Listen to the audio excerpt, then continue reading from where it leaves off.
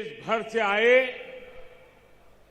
सभी चरणबंद संतगण,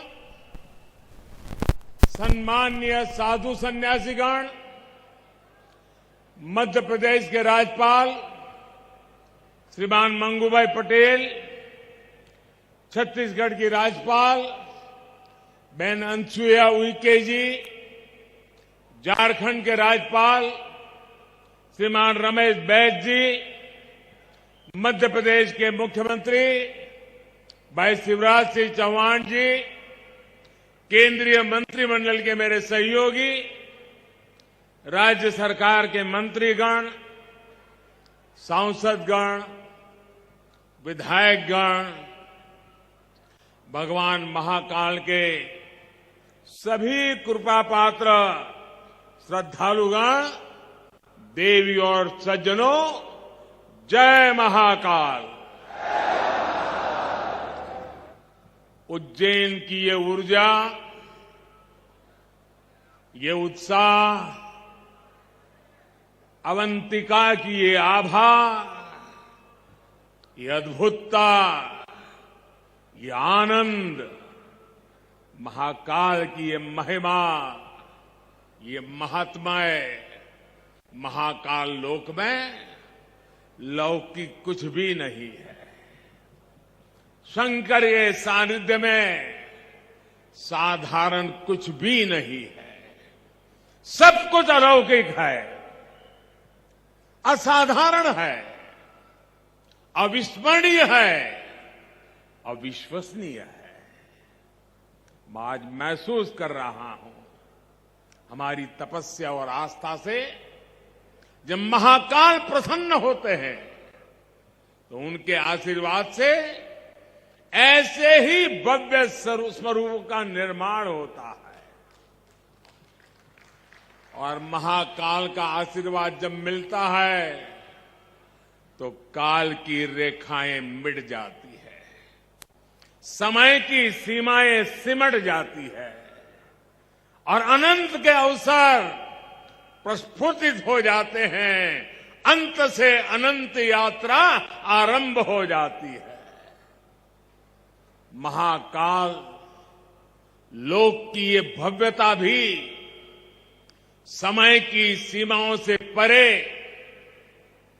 आने वाली कई पीढ़ियों को अलौकिक दिव्यता के दर्शन कराएगी, भारत की सांस्कृतिक और आध्यात्मिक चेतना को ऊर्जा देगी। मैं इस अद्भुत अवसर पर राजाधिराज महाकाल के चरणों में शत शत नमन करता हूं। मैं आप सभी को, देश और दुनिया में महाकाल के सभी भक्तों को हृदय से बहुत बहुत बधाई देता हूं। विशेष रूप से भाई शिवराज सिंह चौहान और उनकी सरकार, उनका मैं हृदय से अभिनंदन करता हूं, जो लगातार इतने समर्पण से इस सेवा यज्ञ में लगे हुए हैं। साथ ही मैं मंदिर ट्रस्ट से जुड़े सभी लोगों का, संतों और विद्वानों का भी आदरपूर्वक धन्यवाद करता हूं, जिनके सहयोग से इस प्रयास को सफल किया है। साथियों, महाकाल की नगरी उज्जैन के बारे में हमारे यहां कहा गया है, प्रलयो न बाधते, प्रलयो न बाधते तत्र महाकालपुरी, अर्थात महाकाल की नगरी प्रलय के प्रहार से भी मुक्त है। हजारों वर्ष पूर्व जब भारत का भौगोलिक स्वरूप आज से अलग रहा होगा, तब से ये माना जाता रहा है कि उज्जैन भारत के केंद्र में है। एक तरह से ज्योतिषीय गणनाओं में उज्जैन न केवल भारत का केंद्र रहा है, बल्कि ये भारत की आत्मा का भी केंद्र रहा है। ये वो नगर है जो हमारी पवित्र 7 पुरियों में से एक गिना जाता है। ये वो नगर है जहां स्वयं भगवान कृष्ण ने भी आकर शिक्षा ग्रहण की थी। उज्जैन ने महाराजा विक्रमादित्य का वो प्रताप देखा है जिसने भारत के नए स्वर्ण काल की शुरुआत की थी। महाकाल की इस धरती से विक्रम संवत के रूप में भारतीय काल गणना का एक नया अध्याय शुरू हुआ था। उज्जैन के क्षण क्षण में, पल पल में इतिहास सिमटा हुआ है। कण कण में आध्यात्म समाया हुआ है और कोने कोने में ईश्वरीय ऊर्जा संचारित हो रही है। यहां काल चक्र का 84 कल्पों का प्रतिनिधित्व करते 84 शिवलिंग है। यहां 4 महावीर है, 6 विनायक है, 8 भैरव है, 8 मातृकाएं हैं, 9 ग्रह है, 10 विष्णु है, 11 रुद्र है, 12 आदित्य है, 24 देवियां है और 88 तीर्थ है। और इन सबके केंद्र में राजाधिराज कालाधिराज महाकाल विराजमान है। यानी एक तरह से हमारे पूरे ब्रह्मांड की ऊर्जा को हमारे ऋषियों ने प्रतीक स्वरूप में उज्जैन में स्थापित किया हुआ है। इसलिए उज्जैन ने हजारों वर्षों तक भारत की संपन्नता और समृद्धि का, ज्ञान और गरिमा का, सभ्यता और साहित्य का नेतृत्व किया है। इस नागरी का वास्तु कैसा था, वैभव कैसा था, शिल्प कैसा था, सौंदर्य कैसा था, इसके दर्शन हमें महाकवि कालिदास के मेघदूतम में होते हैं। बाण भट्ट जैसे कवियों के काव्यों में यहां की संस्कृति और परंपराओं का चित्रण हमें आज भी मिलता है। यही नहीं, मध्यकाल के लेखकों ने भी यहां के स्थापत्य और वास्तुकला का गुणगान किया है। भाइयों और बहनों, किसी राष्ट्र का सांस्कृतिक वैभव इतना विशाल तभी होता है जब उसकी सफलता का परचम विश्व पटल पर लहरा रहा होता है। और सफलता के शिखर तक पहुंचने के लिए भी ये जरूरी है कि राष्ट्र अपने सांस्कृतिक उत्कर्ष को छुए, अपनी पहचान के साथ गौरव से सर उठा करके खड़ा हो जाए। इसलिए आजादी के अमृत काल में भारत ने गुलामी की मानसिकता से मुक्ति और अपनी विरासत पर गर्व जैसे पंच प्राण का आह्वान किया है। इसलिए आज अयोध्या में भव्य राम मंदिर का निर्माण पूरी गति से हो रहा है। काशी में विश्वनाथ धाम भारत की सांस्कृतिक राजनीति का गौरव, राजधानी का गौरव बढ़ा रहा है। सोमनाथ में विकास के कार्य नए कीर्तिमान स्थापित कर रहे हैं। उत्तराखंड में बाबा केदार के आशीर्वाद से केदारनाथ, बद्रीनाथ तीर्थ क्षेत्र में विकास के नए अध्याय लिखे जा रहे हैं। आजादी के बाद पहली बार 4 धाम प्रोजेक्ट के जरिए हमारे चारों धाम ऑल वेदर रोड से जुड़ने जा रहे हैं।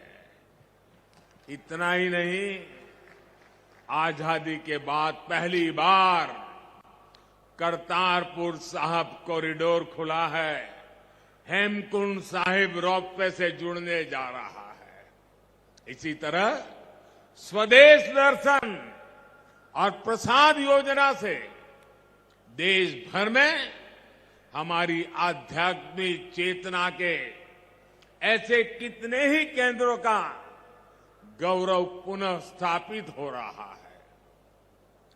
और अब इसी कड़ी में ये भव्य, अति भव्य महाकाल लोक भी अतीत के गौरव के साथ भविष्य के स्वागत के लिए तैयार हो चुका है।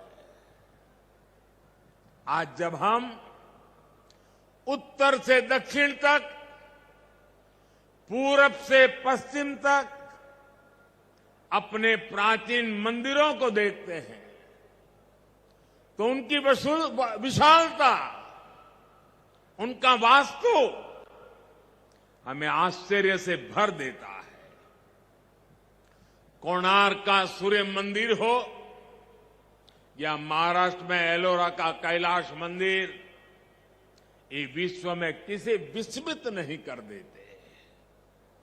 कोणार्क सूर्य मंदिर के तरह ही गुजरात का मोढेरा सूर्य मंदिर भी है, जहां सूर्य की प्रथम किरणें सीधे गर्भगृह तक प्रवेश करती है। इसी तरह तमिलनाडु के तंजौर में राजा राजचोल द्वारा बनाया गया ब्रह्मदेवेश्वर मंदिर है। कांचीपुरम में वरदराजा पेरुमल मंदिर है। रामेश्वरम में रामनाथ स्वामी मंदिर है। बेलूर का चन्नकेशवा मंदिर है। मदुराई का मीनाक्षी मंदिर है।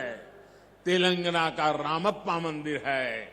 श्रीनगर में शंकराचार्य मंदिर है। ऐसे कितने ही मंदिर हैं।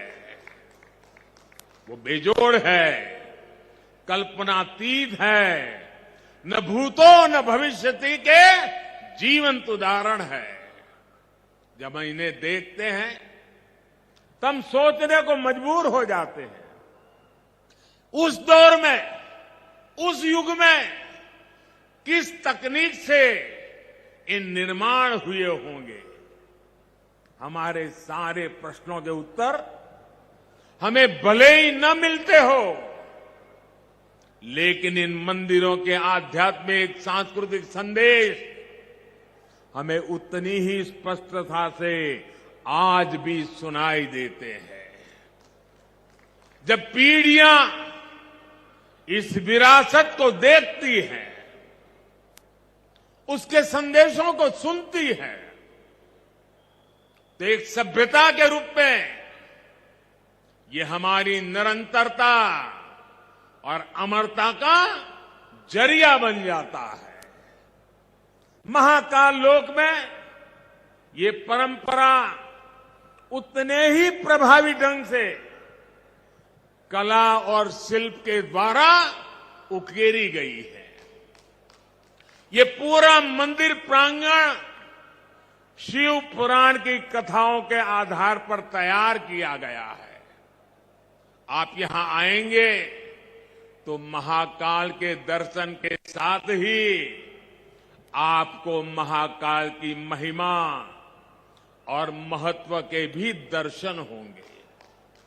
पंचमुखी शिव, उनके डमरू, सर्प, त्रिशूल, अर्धचंद्र और सप्तऋषि, इनके भी उतने ही भव्य स्वरूप यहां स्थापित किए गए हैं। ये वास्तु, इसमें ज्ञान का ये समावेश, ये महाकाल लोक को उसके प्राचीन गौरव से जोड़ देता है, उसकी सार्थकता को और भी बढ़ा देता है। भाइयों और बहनों, हमारे शास्त्रों में एक वाक्य है, शिवम ज्ञानम, शिवम ज्ञानम। इसका अर्थ है शिव ही ज्ञान है और ज्ञान ही शिव है। शिव के दर्शन में ही ब्रह्मांड का सर्वोच्च दर्शन है और दर्शन ही शिव का दर्शन है। इसलिए मैं मानता हूं हमारे ज्योतिर्लिंगों का ये विकास भारत की आध्यात्मिक ज्योति का विकास है, भारत के ज्ञान और दर्शन का विकास है। भारत का ये सांस्कृतिक दर्शन एक बार फिर शिखर पर पहुंचकर विश्व के मार्गदर्शन के लिए तैयार हो रहा है। साथियों, भगवान महाकाल एकमात्र ऐसे ज्योतिर्लिंग है जो दक्षिण मुखी है। ये शिव के ऐसे स्वरूप है जिसकी भस्म आरती पूरे विश्व में प्रसिद्ध है। हर भक्त अपने जीवन में भस्म आरती के दर्शन जरूर करना चाहता है। भस्म आरती का धार्मिक महत्व यहां उपस्थित आप सब संतगण ज्यादा गहराई से पता पाएंगे, लेकिन मैं इस परंपरा में हमें भारत की जीवटता और जीवंतता के दर्शन भी करता हूं। मैं इसमें भारत के अपराजेय अस्तित्व को भी देखता हूं, क्योंकि जो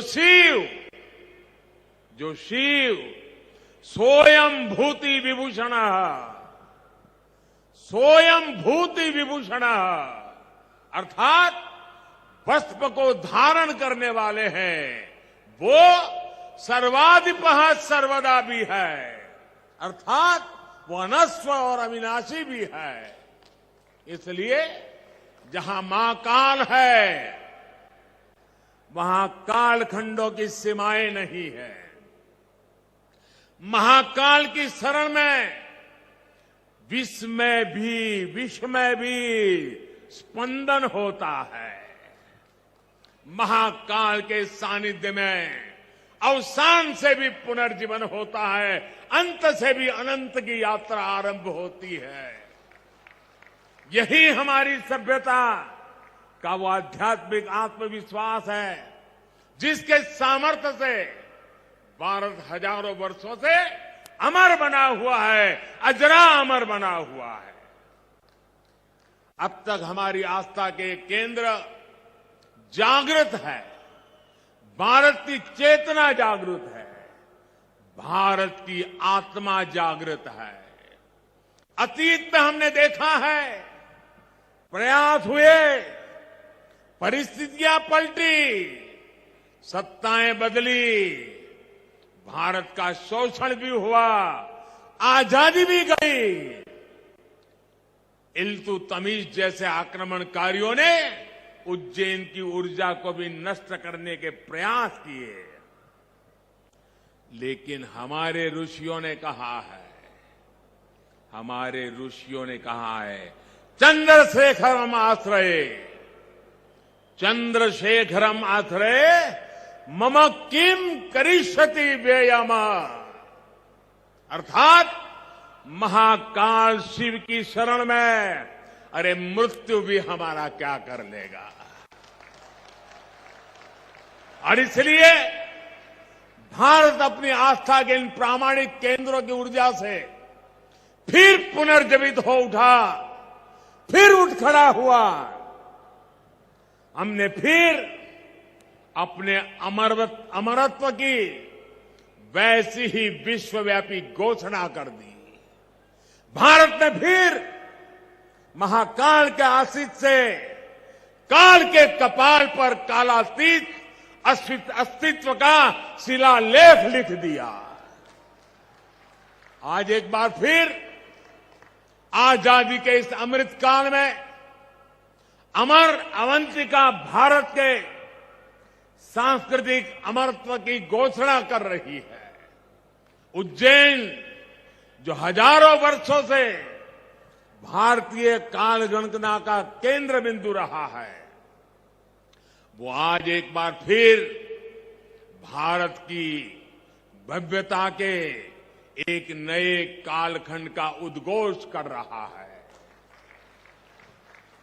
साथियों, भारत के लिए धर्म का अर्थ है हमारे कर्तव्यों का सामूहिक संकल्प। हमारे संकल्पों का ध्येय है विश्व का कल्याण, मानव मात्र की सेवा। हम शिव की आराधना भी कहते हैं, नमामि विश्वस्य हिते रतम एतम, नमामि विश्वस्य हिते रतम तम, नमामि रूपाणी बहूनी दत्ते। अर्थात हम उन विश्वपति भगवान शिव को नमन करते हैं जो अनेक रूपों से पूरे विश्व के हितों में लगे हैं। यही भावना हमेशा भारत के तीर्थों, मंदिरों, मठों और आस्था केंद्रों की भी रही है। यहां महाकाल मंदिर में पूरे देश और दुनिया से लोग आते हैं।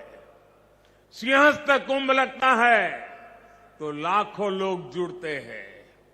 अनगिनत विविधताएं भी एक मंत्र, एक संकल्प लेकर एक साथ जुड़ सकती है। इसका इससे बड़ा क्या उदाहरण क्या हो सकता है। और हम जानते हैं हजारों साल से हमारे कुंभ मेले की परंपरा बहुत ही सामूहिक मंथन के बाद जो अमृत निकलता है उसे संकल्प लेकर के 12 साल तक उसको क्रियान्वित करने की परंपरा रही थी। फिर 12 साल के बाद जब कुंभ होता था, फिर एक बार अमृत मंथन होता था, फिर संकल्प लिया जाता था, फिर 12 साल के लिए चल पड़ते हैं। पिछले यहां कुंभ के मेले में मुझे आने का सौभाग्य मिला था। महाकाल का बुलावा आया और ये बेटा आए बिना कैसे रह सकता है। और उस समय कुंभ की जो हजारों साल की पुरानी परंपरा, उस समय जो मन मस्तिष्क में मंथन चल रहा था, जो विचार प्रवाह बह रहा था, मां क्षिप्रा के तट पे अनेक विचारों से मैं घिरा हुआ था और उसी में से मन कर गया। कुछ शब्द चल पड़े, पता नहीं कहां से आए, कैसे आए, और जो भाव पैदा हुआ था वो संकल्प बन गया। आज वो सृष्टि के रूप में नजर आ रहा है। दोस्तों, मैं ऐसे साथियों को बधाई देता हूं कि जिन्होंने उस समय के उस भाव को आज चरितार्थ करके दिखाया है। सबके मन में शिव और शिवत्व के लिए समर्पण, सबके मन में क्षिप्रा के लिए श्रद्धा, जीव और प्रकृति के लिए संवेदनशीलता, और इतना बड़ा समागम विश्व के हित के लिए, विश्व की भलाई के लिए, कितनी प्रेरणा यहां निकल सकती है। भाइयों और बहनों, हमारे इन तीर्थों ने सदियों से राष्ट्र को संदेश भी दिए हैं और सामर्थ्य भी दिया है। काशी जैसे हमारे केंद्र धर्म के साथ साथ ज्ञान, दर्शन और कला की राजधानी भी रहे। उज्जैन जैसे हमारे स्थान खगोल विज्ञान, एस्ट्रोनॉमी से जुड़े शोधों के शीर्ष केंद्र रहे हैं।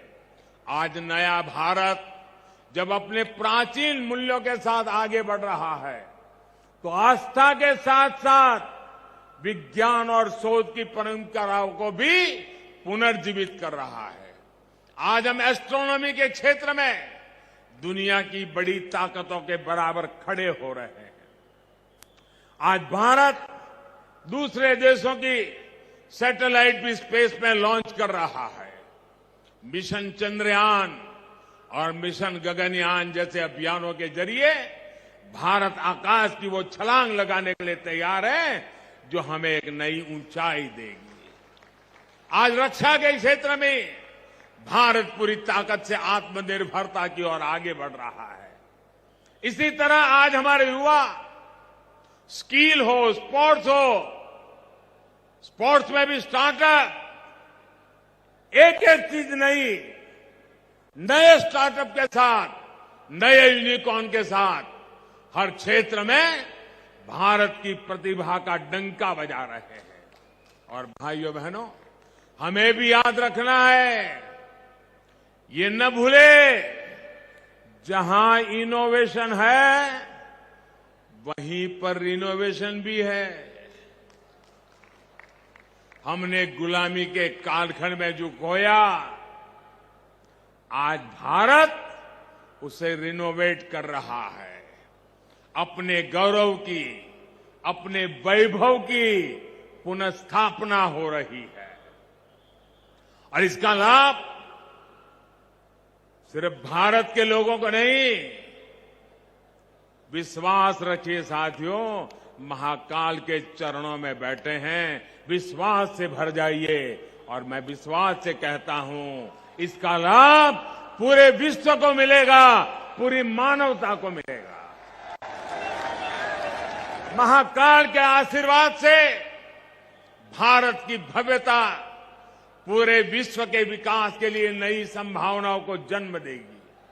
भारत की दिव्यता पूरे विश्व के लिए शांति के मार्ग प्रशस्त करेगी।